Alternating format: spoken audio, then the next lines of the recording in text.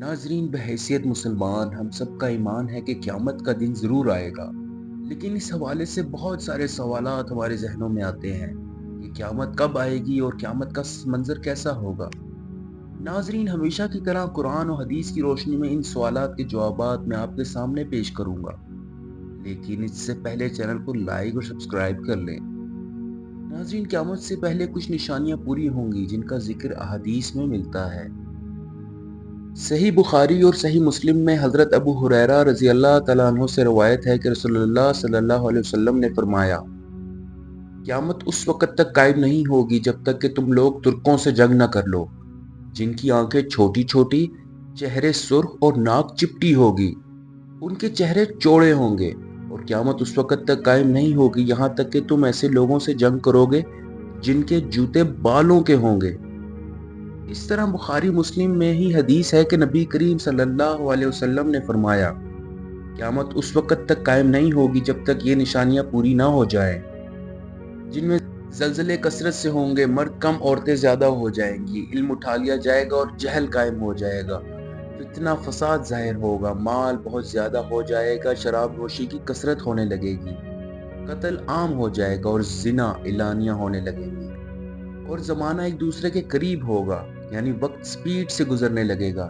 اس طرح مسلم، ابو داؤد اور ترمذی میں حضرت ابو حذیفہ رضی اللہ تعالیٰ عنہ سے روایت ہے کہ ایک مرتبہ نبی صلی اللہ علیہ وسلم ہمارے پاس تشریف لائے تو ہم آپس میں مذاکرہ کر رہے تھے۔ آپ صلی اللہ علیہ وسلم نے پوچھا، کیا باتیں کر رہے ہو؟ حاضرین نے کہا، قیامت کی باتیں کر رہے ہیں۔ تو آپ صلی اللہ علیہ وسلم نے فرمایا، جب تک تم 10 علامات نہ دیکھ لو قیامت نہیں آئے گی۔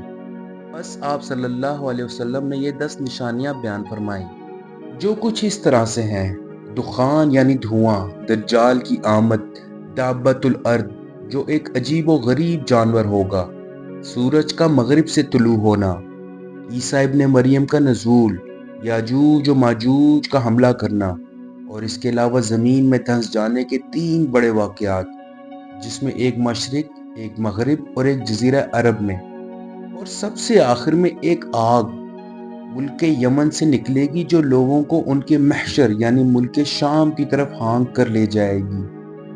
ناظرین، یہ قیامت سے پہلے کی کچھ نشانیاں ہیں جو رسول اللہ صلی اللہ علیہ وسلم نے اپنے اصحاب کے ساتھ بیٹھ کر بتائیں۔ جب ایک ایک کر کے قیامت کی نشانیاں پوری ہو جائیں گی تو قیامت برپا ہو جائے گی۔ قیامت کی ابتدا میں ایک سور پھونکا جائے گا۔ آپ صلی اللہ علیہ وسلم نے فرمایا کہ حضرت اسرافیل علیہ السلام سور منہ میں لیے اپنی پیشانی جھکائے، اپنے کان اللہ تعالیٰ کے حکم پر لگائے ہوئے ہیں۔ جیسے ہی اللہ تعالیٰ حکم دیں گے تو وہ سور پھونکنا شروع کر دیں گے اور یوں قیامت کا آغاز ہو جائے گا۔